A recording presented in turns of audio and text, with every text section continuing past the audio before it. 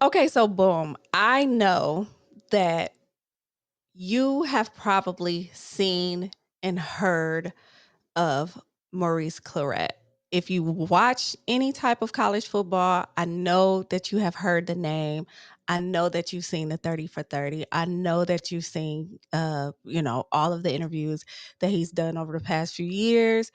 If you haven't, you're in for a treat, but even if you have not heard this story from a true fan of college football, specifically the Ohio State Buckeyes. So let's get into it.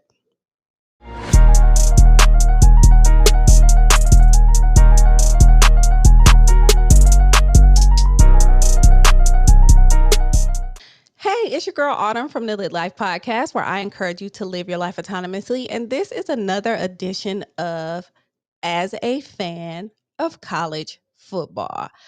I am here today to talk about one of the most beloved Buckeyes that you've ever heard of, that you've ever talked about.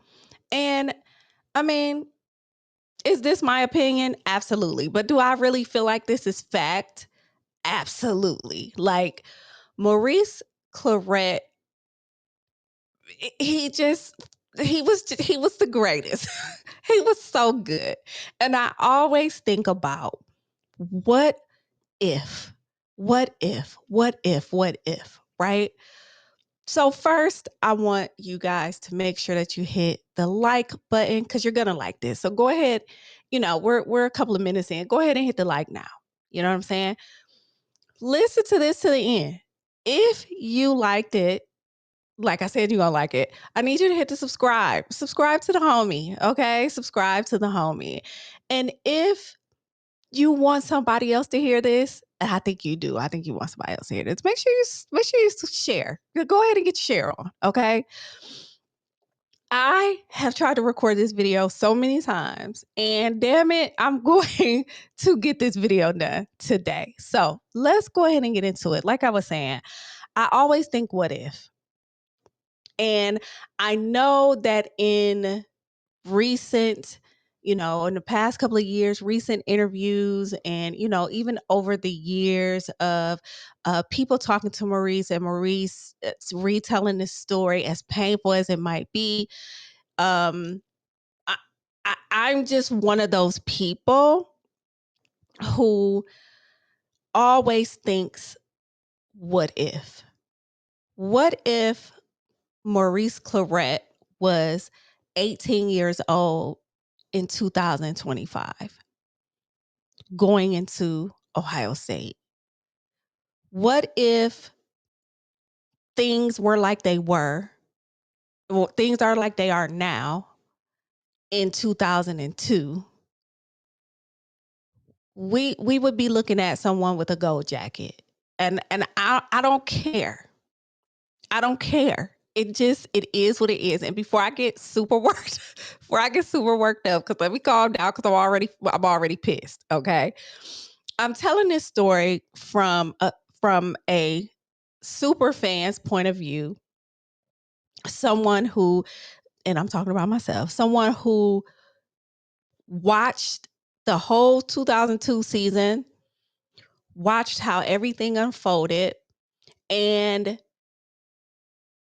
can kind of look at it through a little bit of a different lens now in 2025, after everything, after kind of like the dust has settled, right? I know it's been like 23 years, but if you were there, any interview, any documentary, anything that comes out, you watch it, right? And so during the time of me trying to talk about this, or during the time of me trying to record this video, like I said, I've tried probably literally like 9 times. Like I've had I've had audio issues. I've had all type of shit. I tried to do something different. It's just, I'm like, no, let me just go in here and tell this story the way that I want to go ahead and tell it. But each time I had to start over, I started digging and digging and digging and looking into other things and listening to more interviews and listening to him tell this story. And every time I seem to pick up something else. So let's go ahead and get into it. You know, if you don't know, let's talk about who Maurice Clarett is. So Maurice Clarett is originally from Youngstown, Ohio. Now I'm from Toledo. So you know what I'm saying? You know, if you grew up in Ohio and if you are a fan of sports, literally any sports, you know that Ohio is like football mecca. Like I don't care. Even aside from just Ohio State, again, I'm an alumni of the University of Toledo. The MAC was serious. MAC conference is serious for me. You know what I'm saying? So you got the University of Toledo. You had Youngstown State, which I'll talk about in a little while. You have Ohio University. You have Bowling Green State University, who I'll always hate, but I am, because they're a rival of the University of Toledo, just in case you didn't know. But I am mature enough to want to see them succeed now because Eddie George is there, who is another very beloved Buckeye, right? And aside from college ball, high school football is a serious thing. I mean, it's Friday Night Lights in Ohio is everything. Everything. I mean, there were people going to high school football games that didn't even have really any affiliation with the school. They're just going to watch the game. They know it's going to be great, especially specific rivalries. I know back home it was like Rogers High School versus Scott High School, the huge rivalry. You know what I'm saying? Like it was just electrifying. It was so much fun. It was so great to watch. And it was always cool to see these young men being embraced by the community. Youngstown, Ohio, kind of like any other kind of like I don't want to say small city, but kind of just like a Toledo, which is I don't call it a I don't feel like it's such a major city. Like it's not like a Cincinnati or it's not like a Cleveland. But growing up in Toledo, I'm pretty sure it was pretty similar to Youngstown. You have your areas that where people grew up and some things were really, really bad. And I know that this happens in big cities too. But when you're in a smaller type of population, like you can literally get from one end of the city to the other end of the city in like 20 minutes or less, it's easy for the bad things to spread. You know what I mean? Like across the whole place, right?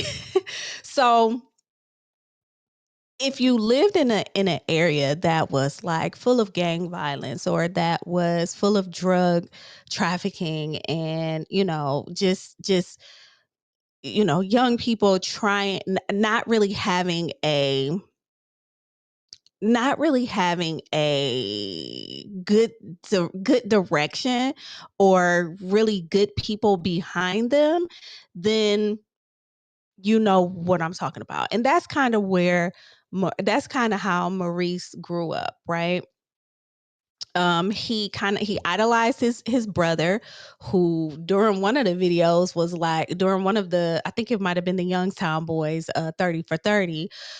His whole interview was from jail because he was doing jail things. Okay. This was just a way of life. This was how they survived, right? So he grew up in Youngstown. He went to jail a couple of times. Like he went to juvie a few times. And the last time he went to juvie, there was a guy who worked there who knew Maurice and knew what his capabilities were and was like, bro, put him to the side. Like, hey, this ain't what you want. You don't want this. This is not the life you want to live. This is not what you want to do. Like, you are bright. You have so much ahead of you. Let's do something else. Let's get the fuck up out of here and let's do something else. Let's do it, right? So, um one way or another, he was turned on to playing football. Okay. He was turned on to playing football. He ended up going to Warren G. Harding High School. And Warren G. Harding High School was literally 30 minutes away from where he lived. It was 30 minutes. It was outside of Youngstown, from what I understand. So he goes to this school, and let's talk about where all of this shit started. Okay. He's at this school, and you're wondering, he lived 30 minutes away from the high school. He lived 30 minutes. Initially, he lived 30 minutes away from the high school. But when they saw his capabilities, when they saw what he could do, they moved him. And when I say they, I'm talking about some boosters from the high school, moved him close to the school. At 15 years old, he was living on his own in an apartment that he had a key to. That was his place, that was being paid for by a booster. He's living in this apartment.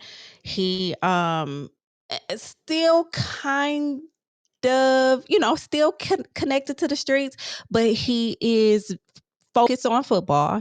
He's thinking to himself in his head like, hey, okay, I can get money like this. He liked football. He had a love for football. He loved to learn about football, like all of the, learning the inner works of it, the play calling, the skill sets you needed to have, the drills that you needed to do. Like, he started to really love that. But he didn't completely disconnect himself from the streets. And if I had to assume, I would think it was because there's probably some doubt there that, you know, you'll make it to the pros. I mean, it's like 1% of of people who play, you know what I'm saying? So it's like, oh, I guess I'll still have my little connection to the streets, whatever. So his sophomore year, he broke his ankle, from what I understand. On one of the interviews I listened to, he broke his ankle or something like that. He broke something, and he had to sit out. But he came back his junior year. He came back his junior year and rushed for over 2,000 yards as a junior in high school. Okay. Which led to, him playing his senior year. And I think they said he graduated a little bit early from high school, but he did get to play, football his senior year. And that's where he was awarded the Ohio's Mr. Football. And I don't know if you guys know what Ohio's Mr. Football is. This means he was the best player. He was the best football player in the state. Not just for a running back. It wasn't like an all team type of situation. He was it. He was the one. He was the golden child. He was going to go on and wreck some shit. Okay. So all of that happens. He gets all of the accolades. He starts looking at colleges. I can't 100% remember, but I think the two colleges that he was looking at, or maybe were looking at him, was like Notre Dame and Michigan. I could be wrong. Correct me if I'm wrong. I don't remember that part. I might have blocked it out because it was them two, right? Because whatever. But while all of this was going on, you had Jim Tressel over at Youngstown State. Okay. Jim Tressel was over at Youngstown State, and anybody who was anybody in the state of Ohio knew what Jim Tressel was over there doing. And Jim Tressel was over there getting them boys together. over at Youngstown State. They did great. Most of the time he was there. They had winning seasons. Everybody was going to Youngstown State to watch this football team play under Jim Tressel. And then what happens? He ends up at Ohio State. And so Maurice, who's locked in, was like, I want to play for him. I want to play for him. He's a winner. He seems like he's going to be the one, and he's going to the Ohio State University.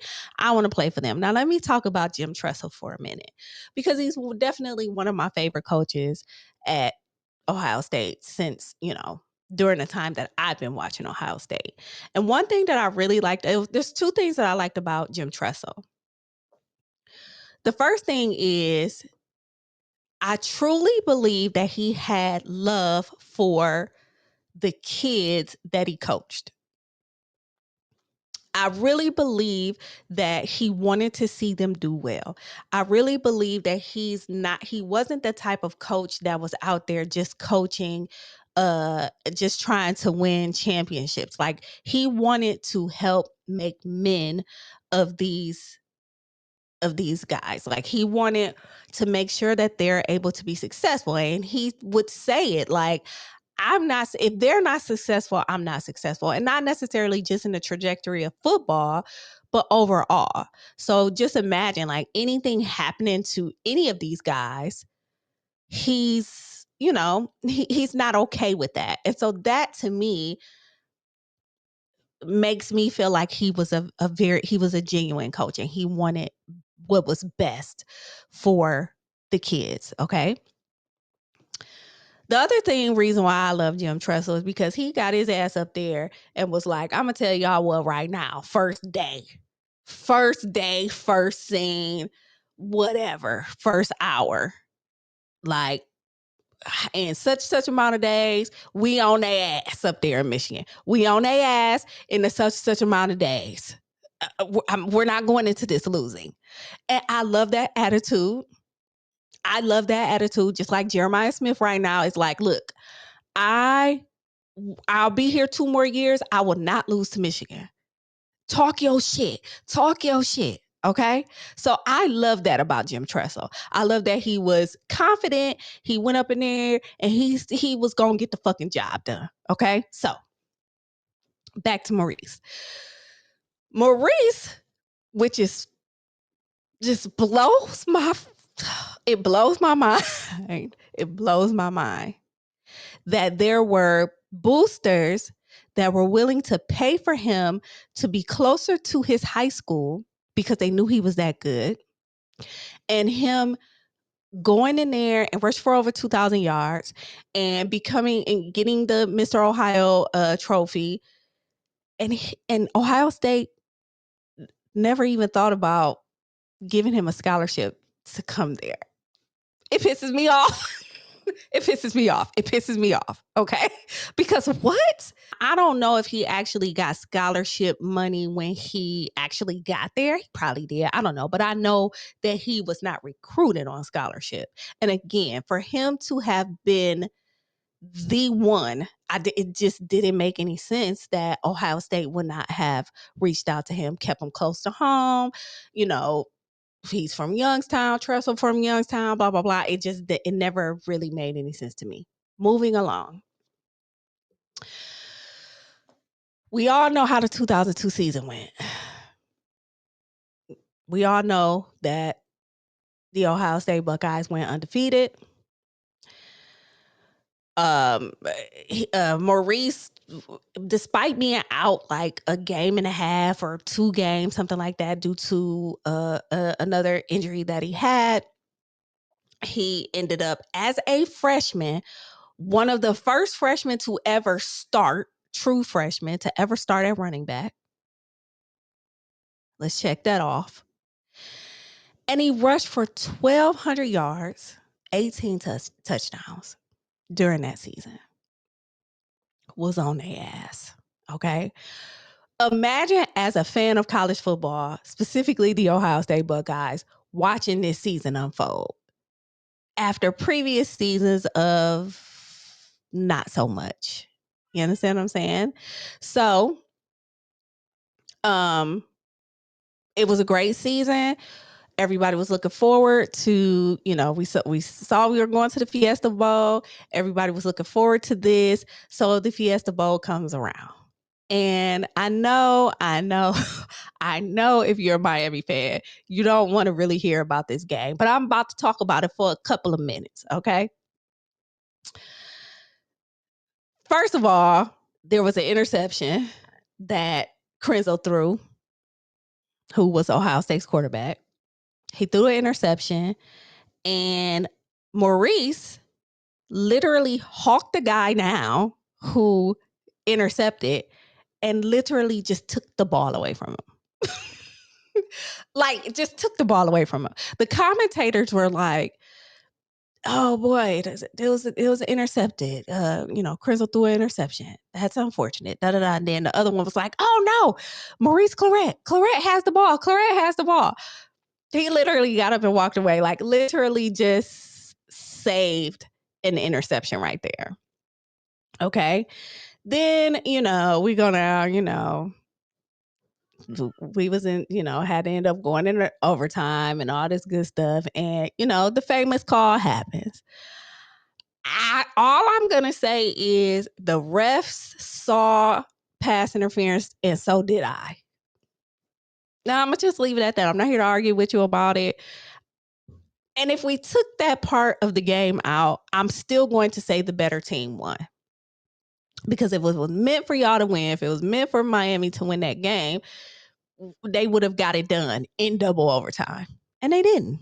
I don't know if they gave up. Now I'm not going shit on Miami, because up to that point they had won every game that they had played for like the last few years. Like, we're the ones that broke, the undefeated record. I mean, they had won dozens of games before coming into this one. So nobody felt like Ohio State even had a chance. Even though we were undefeated, we were knocking people off. We was knocking people off left and right. You know what I'm saying? But nobody really believed that we were going to go in there and win that game. And, they say that we stole the game. I don't believe that. Again, I believe the better team won. And I believe that the better team was Ohio State. And I'm not just saying that because I'm a Buckeye fan. I watched the game. I've sat here over the last couple of days and watched all the clips. Like, I don't know how many times we went in there with the most heart. We were not playing around. They had all the superstars over there, and that was all fine and dandy. But we came out on top, moving along. Now, prior to the game, prior to the Fiesta Bowl, like the week or a week before, when they were getting ready to go out there, and they have to be there for a little while so they can get acclimated or whatever.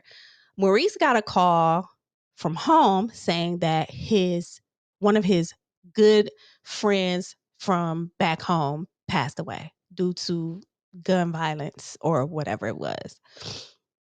So he's calling. He calls the athletic director, Andy Greiger.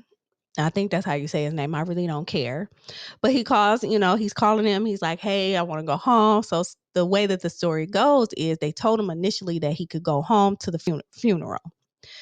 But when it all came down to it, they wouldn't let him go home for the funeral. And so there was a press conference that was had right before the game. And the way that the press conference went was basically, y'all know, like, okay, back then, it wasn't no whole lot of, wasn't no social media, wasn't none of that. But we did still have the news, and the news act just like social media. They take whatever they want to take and they run with the story. And so Maurice was upset, and he got up there and he was like, they said I could go home, and now they're saying that I can't. And he was just mad. He was like, "I just feel like they don't really, they don't care about me, really," which was crazy. And then in a later interview that he had, and I want to say it was on the Pivot podcast, he was saying, like, had this been like my grandmother dying of old age, they probably would have let me go. But being that this was a gun violence type of situation, they didn't want me to be connected to, or the Ohio State University being connected to someone who was killed in that manner, which is some bullshit, but whatever. So that happened. Then after the season's over, whatever, um, his transmission blew out of the car. Now, I've listened to him tell this story probably 4 or 5 different times. And every single time it's the exact same.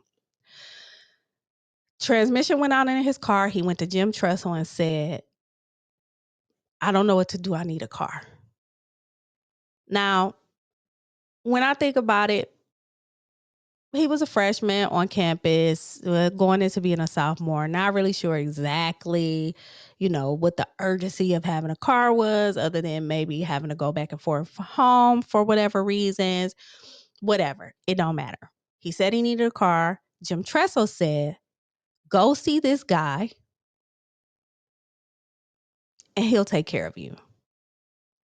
That's on Jim Tressel, right? Go to this guy, he'll take care of you. Now, Maurice, the way he tells the story, he was not given the car. He was loaned the car until I'm guessing maybe until his car got fixed or until he got another car or whatever. He gets this car and he goes to, I think he said the gym or something like that. And he hadn't even had the car 24 hours. The lady that was there come in there and was like, hey, who's driving this black Monte Carlo out here? And nobody said anything because he kind of knew that, he's supposed to be on the low with this car. He admits all of this. He's supposed to be low on his car. So then they was like, what? She was like, well, I don't know who car it is, but somebody just broke into it.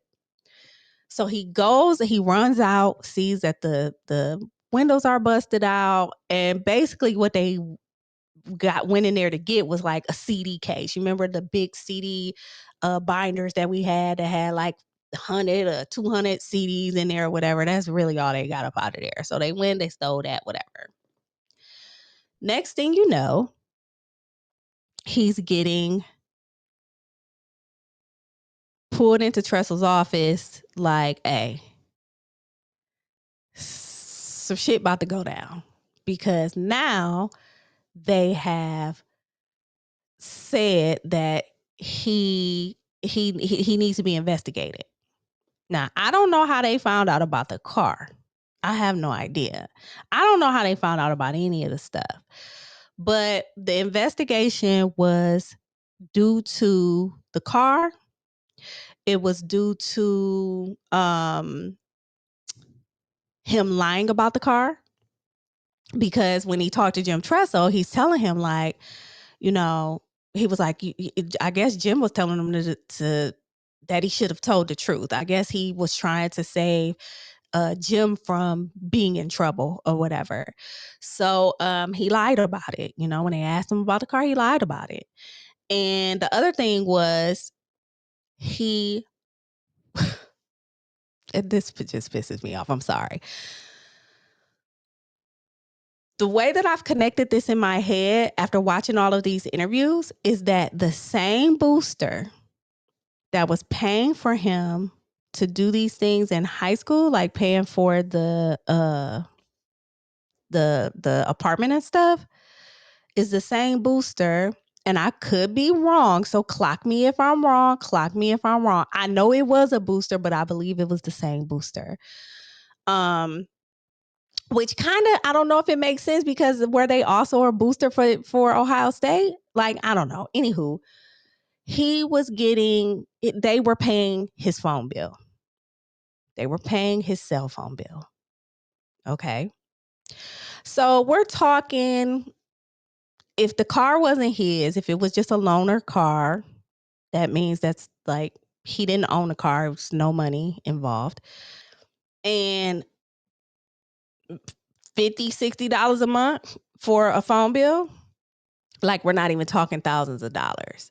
Like, that's not what we're talking. Now, in the background, or sometime around that same time, there was some other scandals going on, some big ass scandals going on with the basketball team. under the same athletic director. Like this guy over here, what was his name? Bowman.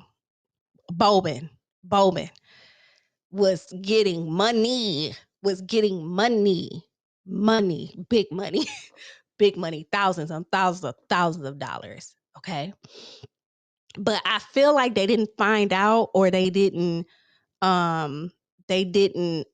go after him, or they didn't do the investigation until like after, or like he was a senior or some shit like that. He was getting ready to be done playing basketball at Ohio State. So I'm not sure how much it would have really affected him. But all of these things are going on at Ohio State right now. So the athletic department as a whole is kind of under a microscope, right? So we all know that somebody had to take some sort of a fall. We know somebody. Now, my whole thing is, was Maurice the only person that got in trouble? I did some research, and guess what I found? Absolutely fucking nothing. I found all of the information about about what happened with the basketball team in 2002,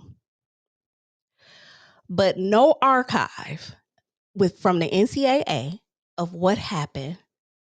No 2002 archive from the NCAA, and I literally searched for like 2 hours about what happened with Maurice Clarett.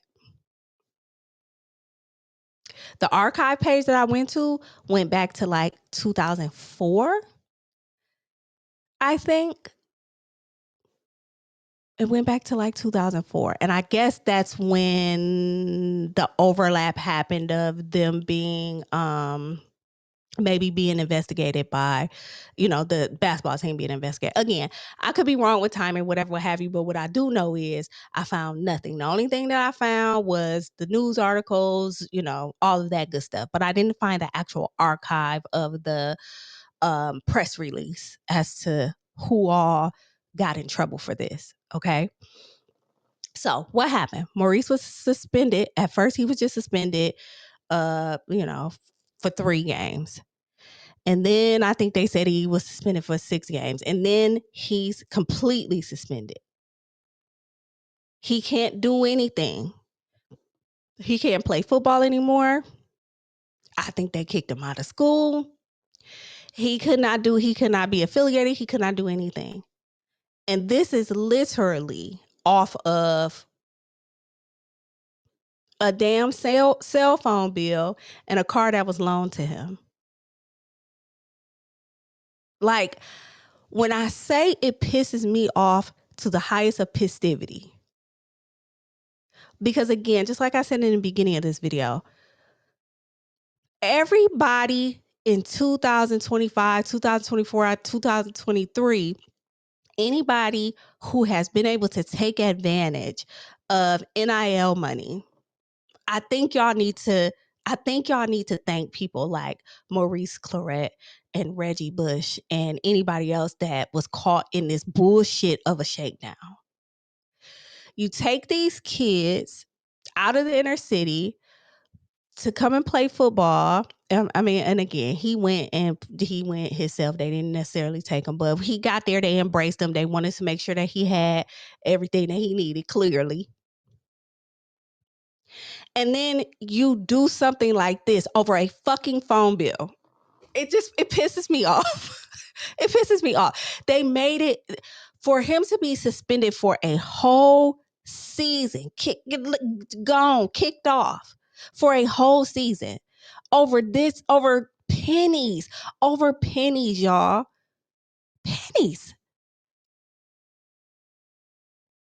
And this is why paying players is a big deal. There should have always been something in place for these athletes to get some sort of compensation, even outside of a scholarship, because they still got to live. Right? They still need to have a little bit of money in their pocket. They need to be able to, you know what I mean? If they want to go and get some Burger King, they should be able to go and get some Burger King. Like if they need need some new dress socks to go somewhere. They should be able to go somewhere and buy some dress socks. Of course, they have plenty of socks, sponsored by Ohio State, but maybe they need something else.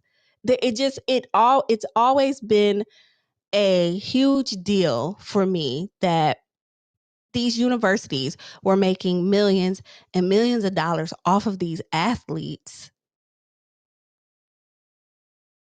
and they can't get a piece of the pie. So I'm so very happy that NIL is a thing.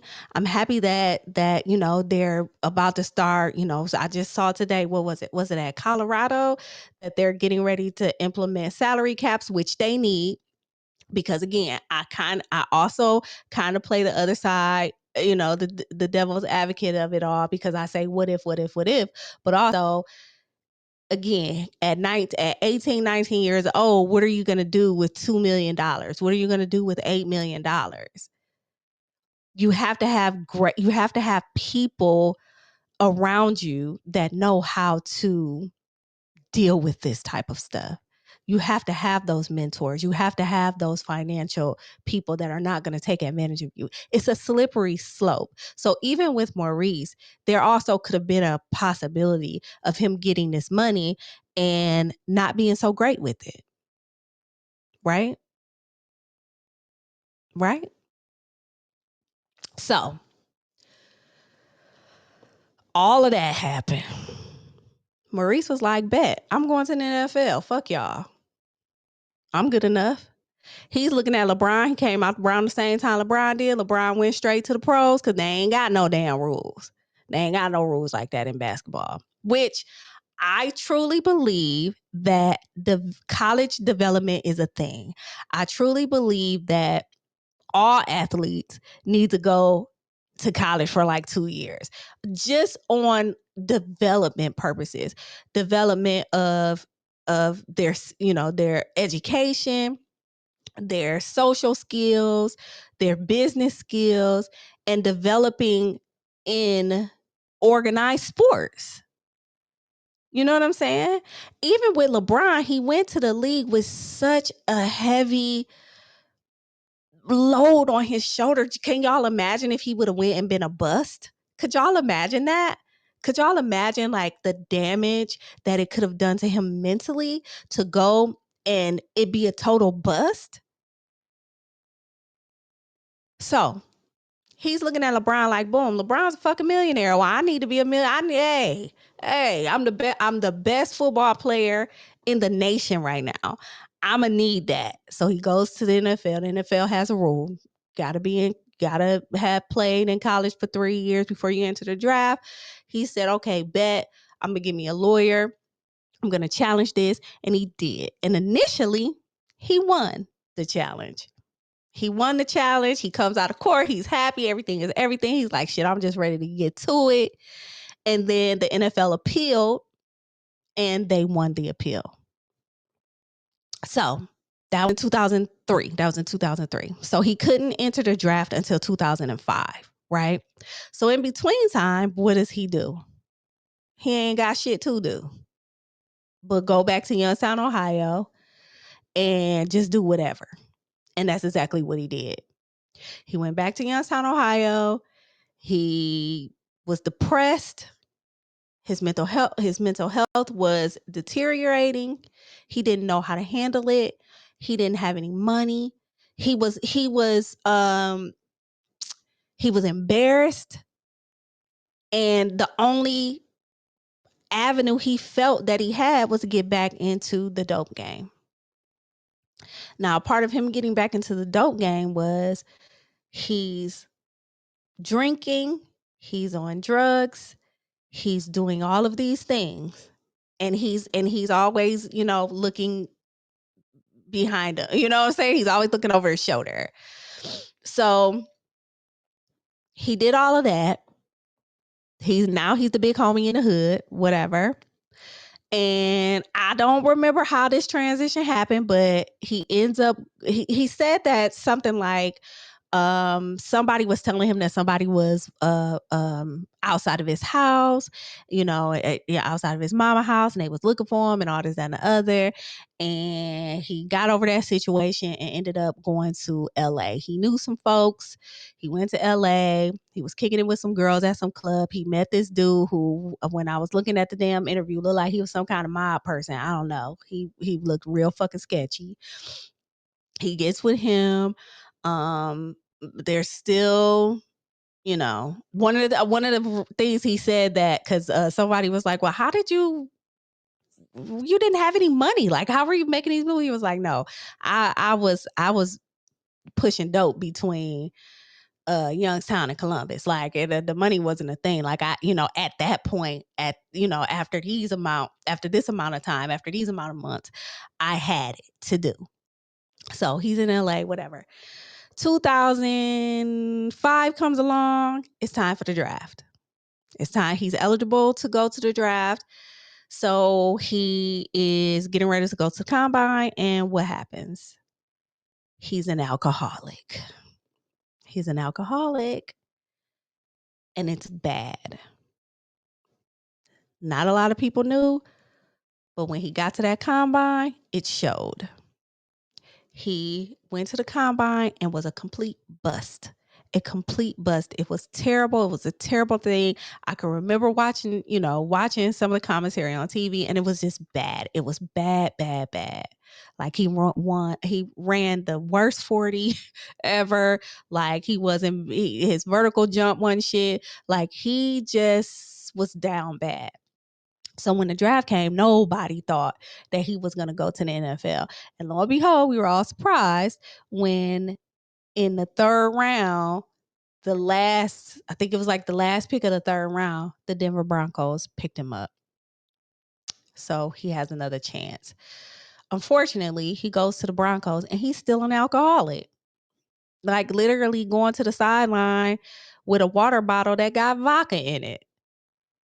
He couldn't cut it. It was all bad for him. And it was so fucking sad to see. They cut him.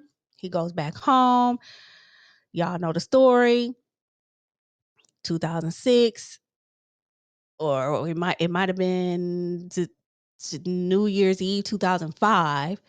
He robs. He was at some club and he armed robbery, robbed some people, whatever, what have you. They got it all on tape. They had some witnesses, and he, was picked up for that, and he was out on bail or whatever. And there was some other bullshit going on, while he was waiting to go back to court, and he just really just kind of just lost it. And he was supposed to be going to somebody's house or whatever, and he was in this car with all these damn guns, which he said he was about to go get. He was kind of ready to get somebody because he like, look, I'm not about to go to jail. Like, this is fucking crazy. Like, I'm not about to do this. And this was out of like his mouth. Earlier interview that I saw, I think it was on the Youngstown Boys. His friend was on there and was like, he was just coming. He was bringing that stuff to me. He was bringing all them guns. He was bringing all that stuff to me. But Maurice kind of said it like, look, I wasn't in my right mind. It was getting ready to go down. So he had all these fucking guns in the car. He had open liquor in the car. He's calling. I mean, he gets off of the freeway or something like that, and there was a cop, and the cop came, made a U-turn, and now he's on a high-speed chase. So now we have one of the most beloved Buckeyes who led us to the damn, I was about to say Super Bowl, because that's damn near what it was for us. After 30-some years of not winning a damn national championship, he goes and do this. The disappointment was real. Again, but we're not even seeing, we're watching all of this in real time, but we don't really know, like, mental health wasn't really a thing back then. And I'm not making excuses for him. He made these decisions and he had to lay within them, right? So he goes to jail. He gets sentenced 7.5 years. He had a pregnant girlfriend at the time. She was pregnant like 3-4 months. Like, your boy was going through it. It was very sad to see. He goes in there. They brought him, when they brought him out, I guess maybe it might have been for the sentencing. Like, he was huge. Like, he had put on so much weight. He just did not look himself. He did not look like Maurice Clarett. He didn't look like the football player that we knew. And they gave him 7.5 years. Now, he said one of the turning points that he had was the very first day that he went in. He said something like, they put you in a cell and you're there by yourself for like that whole 24 hours or whatever. And he said that's when everything clicked for him. And he was like, I gotta do something. Like, I gotta get myself together. I can't continue to go down this path. Now I'm in this box and I'm going to be here for 7 years. And so I need to make the best of this, as crazy as that sounds. I have to make the best of this. And so he decided to, he said that there was a guy leaving, getting out of jail. On his way out, he gave him some book. He said the book was like 7 pages long or 17 pages long, one or the other. He read the book. It was enlightening. Now, one thing he also said was he couldn't really read.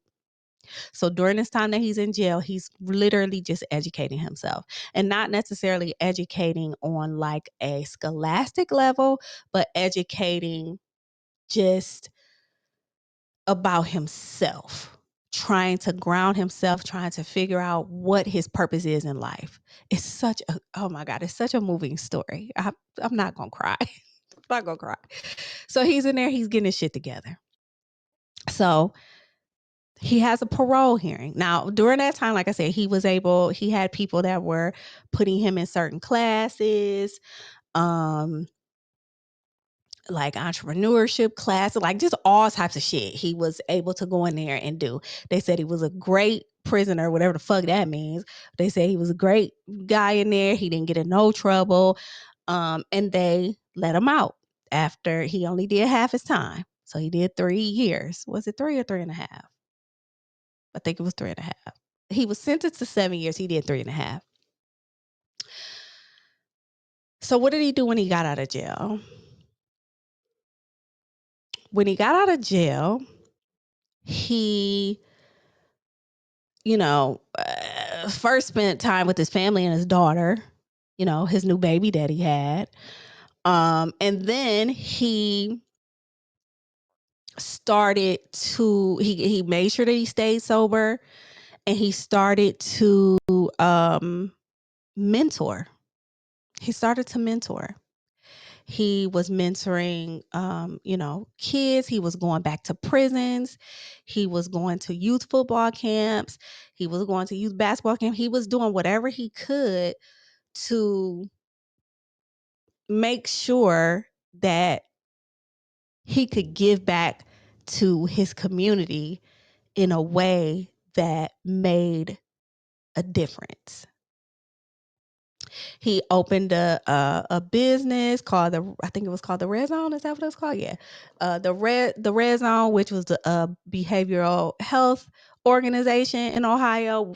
He had a office in Youngstown, and he opened up an office in Columbus, because one thing that he understood was that mental health was a big deal and nobody was talking about it. And think about it, this is back in 2006, 2007. Like, people are really just now going to therapy, which is crazy.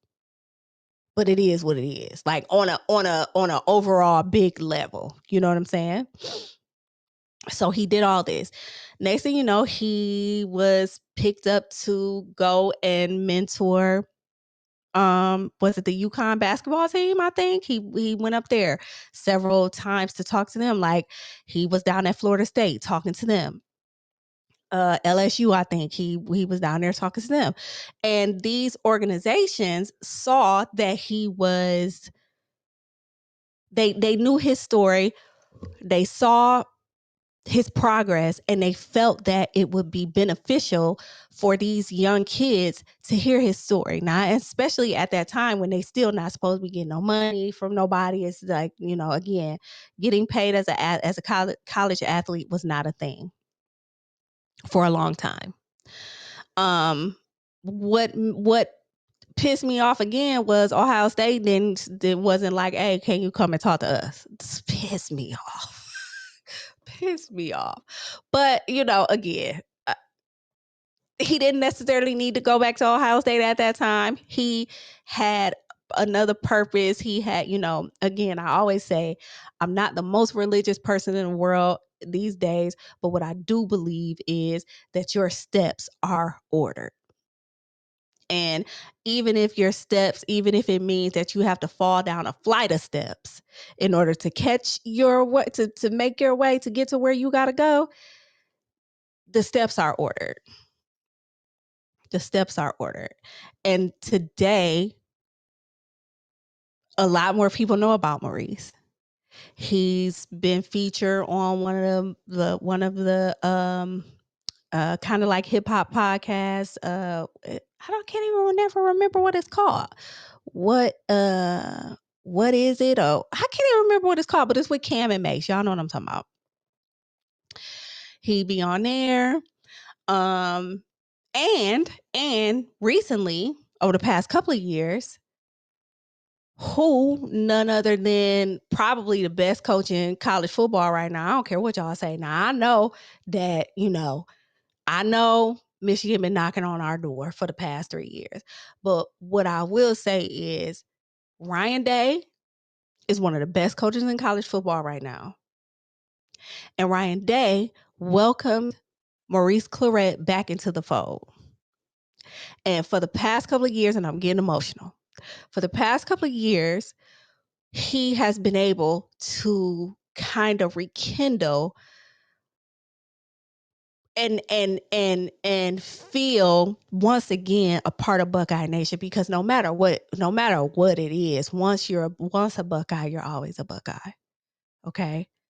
So he's been able to go in, and he probably is telling his story. It's probably not an official thing. In connection with the school, he's probably not getting paid for it like he had been getting paid for it at other schools. But having someone like him around, he has a business mindset now. He can see the broader and the bigger picture of things. He still has a love for football, but it's above that. Like, it's so much more than that. And like Jim Tressel, he just wants to see these kids win. And he wants to make sure that they're aware of their mental health, and that there are want to make sure that they know that there are people out here to help them if they need help. So, to that I say, Maurice Clarett, if you ever see this video, if even if you just like skip to this part and you see this video, I want to let you know that I am still one of your biggest fans. As a matter of fact, in 2014, I went on a trip, and I used to do these trips every year, and they used to do like a rep your city. And I wanted an Ohio State jersey dress in 2014. Damn, jersey dress wasn't even a thing then anymore, but I found one. And if I find a picture, I'm going to put it in here so that you can see this. What did the jersey dress? What number was it? 13. And I said, that's my guy, Maurice Clarett. So anywho, if you see this, I want you to know that Buckeye Nation appreciates you. We loved what you did for us in 2002. We love that you played your ass off in the championship. And overall, we love the fact that even though you had to go through some shit, literally some bullshit, that the school didn't really have your back, the NCAA didn't have your back. It's literally kind of fucked them right now for me while I'm telling this story, okay? You had to go through so much, and you went through it, and you are such a great you have such a great story. You have a rich story. You have a story of redemption. And it's one of those things where anybody that's down on their luck right now, that's anybody that you talk to, anybody that you touch, anybody that has seen your story can have a little bit of hope. And I appreciate you for that. I appreciate you for that. So, this is me, Autumn the Aries, telling this story of Maurice Clarett as a fan of college football, specifically the Ohio State Buckeyes. If you stayed here for the whole video, I really appreciate you. Please hit the like. Please hit the subscribe. Please share the video. It's a great story. It's an amazing story. And anybody can hear it. And again, fuck the NCAA, kind of fuck Ohio State, because really Ohio State could have been the ones to impose whatever whatever infractions. Like, they could have been the ones to suggest, oh, we just want them suspended for X amount of time, and they really didn't do that. Okay, yeah, I don't know if y'all knew it was kind of up to the school at first. If you look at what's going on with Michigan, that's what the fuck is going on with them right now. They suspended their own damn coach for 2 games that don't even matter, but whatever.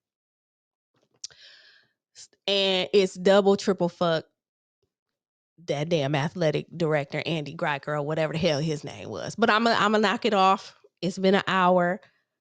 Thank you for listening. I'll be back with more videos, and I am planning to cover the 2025-2026 college football season, not just for the Buckeyes, but probably top 10, top 15. So I hope that you guys are around for that. So until you hear me or see me again, peace and go Buckeyes.